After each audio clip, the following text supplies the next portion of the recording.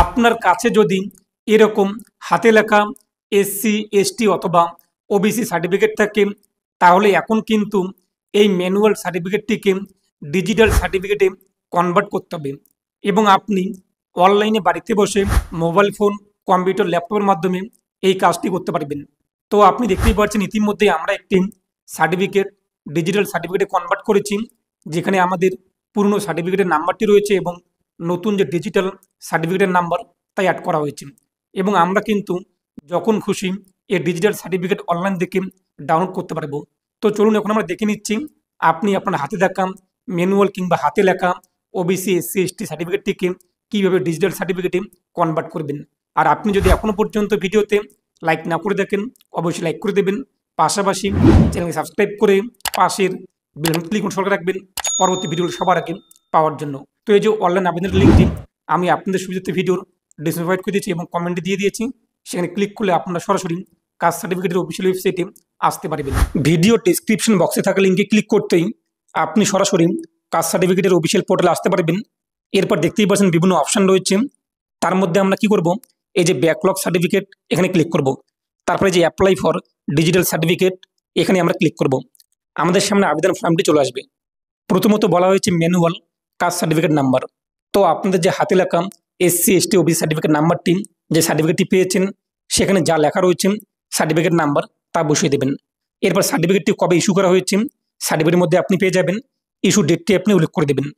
তারপর আপনি সার্টিফিকেটটি কোন জায়গা থেকে ইস্যু করা হয়েছে, কোন এসডি অফিস থেকে, সেই এসডি অফিসের নাম বসিয়ে দেবেন।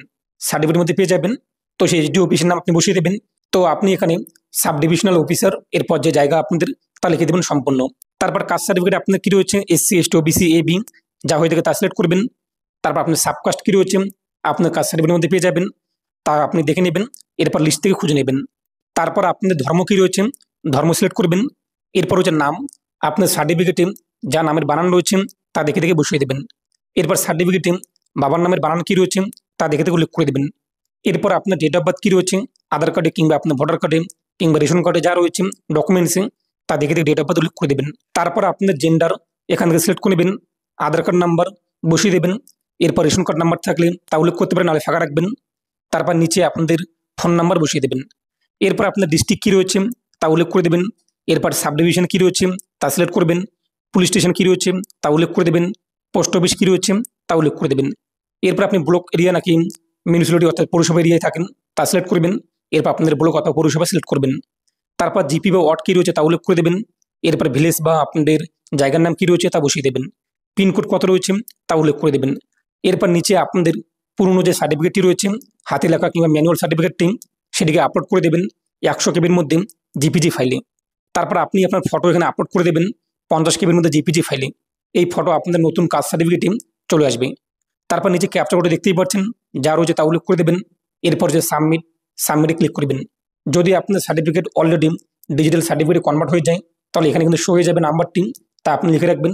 এবং যদি শো না হয়ে থাকে এই পেজটি চলে আসবে। এরপর এখানে দেখতেই পাচ্ছেন অ্যাকনোলেজমেন্ট স্লিপ এবং আপনার অ্যাপ্লিকেশন নাম্বার। অ্যাকনোলেজমেন্ট স্লিপ আপনি ডাউনলোড করবেন, যেখানে আপনি আবেদনের অ্যাপ্লিকেশন নাম্বারটি পেয়ে যাবেন। এরপরে এই অ্যাকনোলেজমেন্ট স্লিপ এবং আপনার আধার কার্ড কিংবা ভোটার কার্ড কিংবা রেশন কার্ড যেটি আপনি এখানে উল্লেখ করেছেন নাম্বারটি, সেই ডকুমেন্টস সহ করেন এবং আপনাদের পুরনো যে কাস্ট সার্টিফিকেট হচ্ছে সেটি সহ করে নিকটবর্তী বিডিও অফিস অথবা এসডি অফিসে যোগাযোগ করবেন। আধিকারিকদেরকে জমা করবেন আপনাদের যে অ্যাপ্লিকেশন যে অ্যাকনোলেজমেন্ট স্লিপ সেটি এবং আপনার ডকুমেন্টসগুলো জেরক্স। তারপর আধিকারিকরা আপনাদের সার্টিফিকেটটিকে অ্যাপ্রুভ করে দেবে। অ্যাপ্রুভ হয়ে গেলে আপনি অনলাইন থেকে কাস্ট সার্টিফিকেট ডাউনলোড করতে পারবেন। তারপর আপনি আপনার স্ট্যাটাস চেক করবেন, আবার ওয়েবসাইটে চলে আসবেন। এই ব্যাকলগ এখানে ক্লিক করবেন। তারপর অ্যাপ্লিকেশন স্ট্যাটাস এখানে ক্লিক করবেন। আপনি যে অ্যাপ্লিকেশন নাম্বারটি পেয়েছেন তা উল্লেখ করে দেবেন।